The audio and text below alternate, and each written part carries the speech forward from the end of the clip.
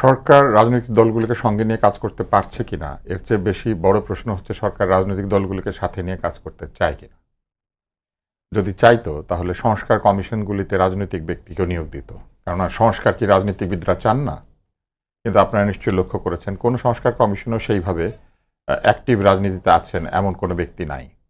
আমি সবসময় মনে করি যে সম্পূর্ণভাবে রাজনীতি বিবর্জিত সংস্কার কমিশন বা যে কোনো কমিশন আসলে শেষ পর্যন্ত কাজ পিছিয়ে যায়, মানে শেষ পর্যন্ত এফেক্টিভ হতে গেলে তাকে বেশি সময় নিতে হবে। কেননা ধরেন আমি আপনি আর আমরা দুজন মিলে সিদ্ধান্ত নিলাম যে এই সিদ্ধান্তটা বোঝাতে হবে কাকে?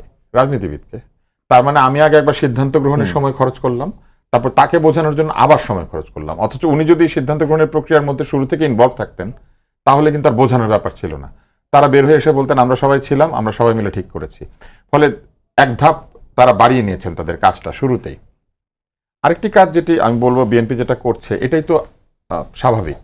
বিএনপি একটি রাজনৈতিক দল, তারা ক্ষমতায় যেতে চায়। সবাই রাজনৈতিক দল করে ক্ষমতায় যাওয়ার জন্যই, কেননা তারা মনে করে ক্ষমতায় গিয়ে মানুষের জন্য কাজ করা যায়। কেননা ক্ষমতা একই সঙ্গে আপনাকে ডিসিশন মেকিং এর যেমন ক্ষমতা দেয় তেমনি ডিসিশন ইম্পোজ করার ক্ষমতা দেয়। তো এখন বিএনপি আর কিভাবে ক্ষমতায় যেতে পারে রাজনীতি ছাড়া এবং নির্বাচন ছাড়া? তো বিএনপি নির্বাচন চাইবে এবং যার জয়ের সম্ভাবনা বেশি এরকম লোক বেশি নির্বাচন চাইবে। যেমন আপনি যদি রোনাল্ডো বা মেসিকে বলেন খেলবো, সে ফুটবলই খেলতে চাইবে, ক্রিকেট খেলতে বললে খেলবে না, কারণ সে ক্রিকেটে জিতবে না। তো আমার কাছে মনে হচ্ছে বিএনপি যে নির্বাচনে দাবি করবে এই কথা কিন্তু আমি এর আগে সময় টিভির একটি টকশোতে এসে বলেছিলাম যে বিএনপি কিন্তু নির্বাচনের জন্য চাপ দেবে এবং নির্বাচন চাইবে এবং দ্রুতই চাইবে। সেটাই বিএনপি করছে, এটা অস্বাভাবিক কিছু না। যেটা অস্বাভাবিক সেটা হচ্ছে সরকার বলছেন তারা কাজ করতে পারছেন না, কিন্তু সরকারকে তাদের কাজের ক্ষেত্রে সবচেয়ে বেশি বাধা দিয়েছে যারা, তারা কারা? তারা আমি দেখেছি তারা তরুণদের সেই দল যারা কথায় কথায় সরকারকে তাদের মতে বাধ্য করার জন্য সভা সমাবেশ করেছে, জমায়েত করেছে, যমুনা ঘেরাও করেছে, বিভিন্ন জায়গাতে তারা লোক জমায়েত করে সরকারের উপর চাপ সৃষ্টি করার চেষ্টা করেছে। অন্য কেউ কি সরকারকে আসলে সেইভাবে যমুনা ঘেরাও করে, কোন রাজনৈতিক দল যমুনা ঘেরাও করেছে? অন্য কেউ?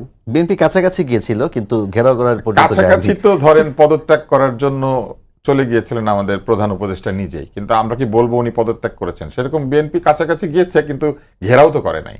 ঘেরাও করেছে কিন্তু কারা? যারাই সরকারকে নিয়োগ দিয়েছে। সেটা মাঝরাতে।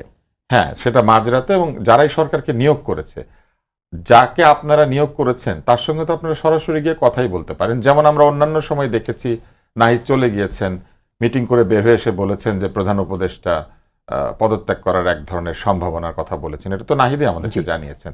তাহলে সেই একই নাহিদ কেন অন্য সময় তার দলের লোকেরা কেন ঘেরাও করতে হয়? এরকম চলে যাবেন, কথা বলবেন।